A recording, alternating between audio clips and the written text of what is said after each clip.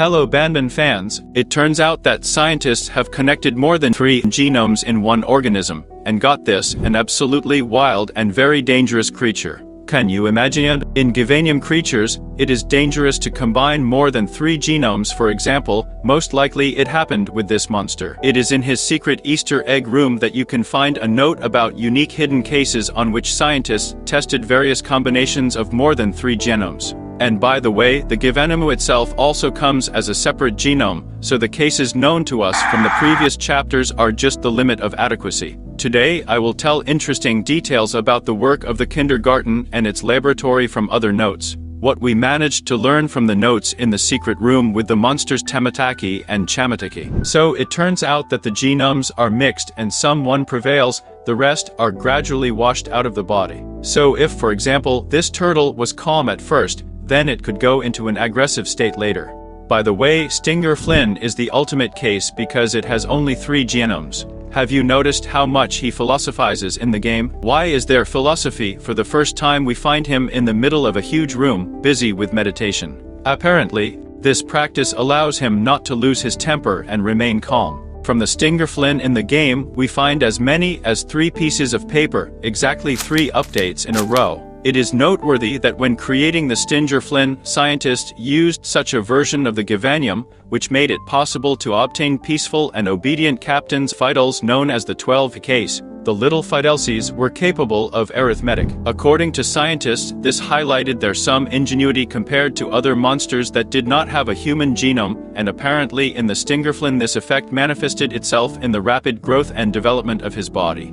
Stingerflin knew how to shake hands, but he could also accidentally sting. It's probably hard to believe, because every time he touched us, we went into some strange dream, or Sting himself knew how to get into our heads. But if you remember, every time this happened, at first we saw as it were his mental world, and then we ourselves turned into a jellyfish. And remember how it all began. Banban came up to us in search of some edible organs.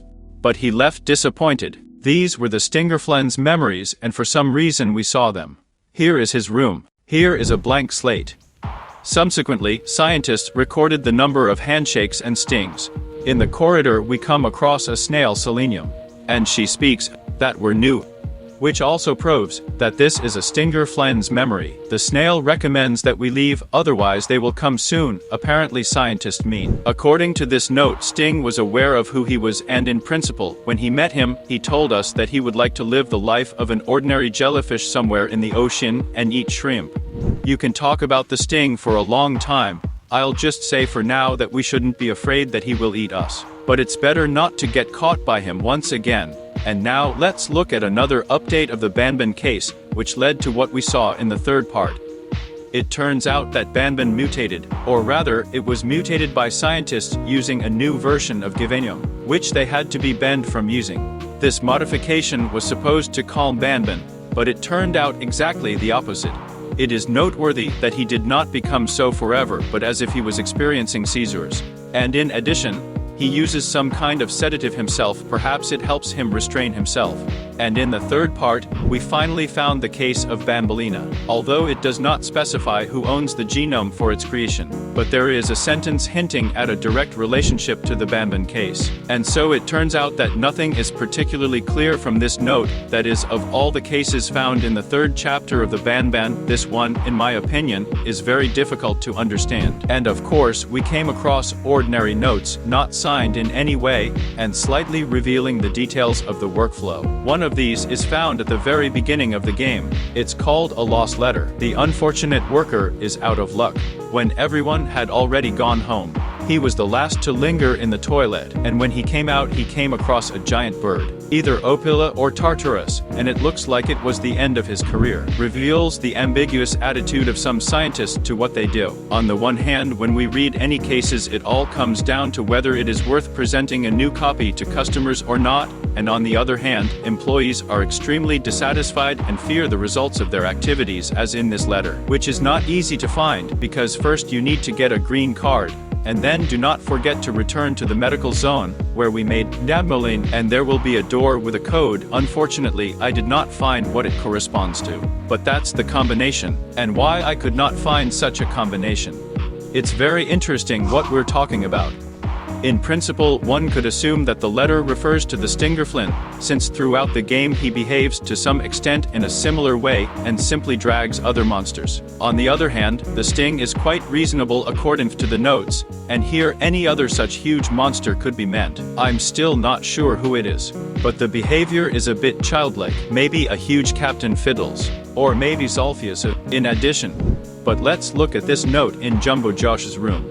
According to its contents, some group of scientists got unlucky and Jumbo turned them into mush when they moved in this room, and only one of them understood what the trick was.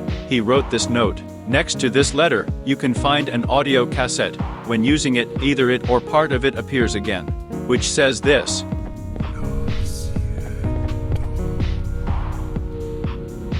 And he doesn't say anything else, and if you leave by elevator, he simply descends into the abyss. In the same room, a very strange note named as a mystical room. It's not entirely clear what the prank room is, perhaps a place for some corporate, but the latest proposals made me doubt the adequacy of the author of the note.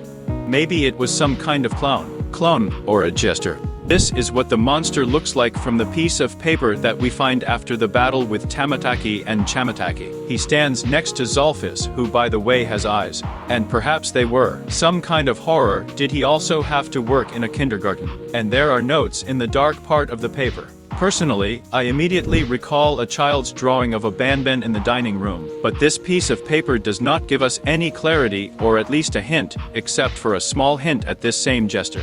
By the way, he was nicknamed the Jester because of this indication on the wall before the end of the 3rd chapter.